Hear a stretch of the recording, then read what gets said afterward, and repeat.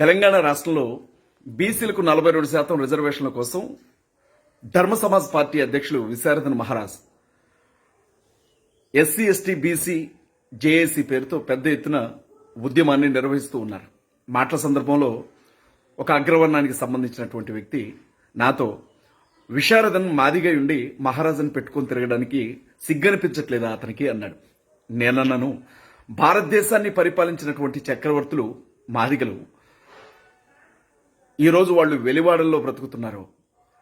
దేశాన్ని పరిపాలించినటువంటి మొదటి రాజులు కాబట్టి వాళ్ళు మహారాజుని పెట్టుకోవడంలో తప్పే ఉంది.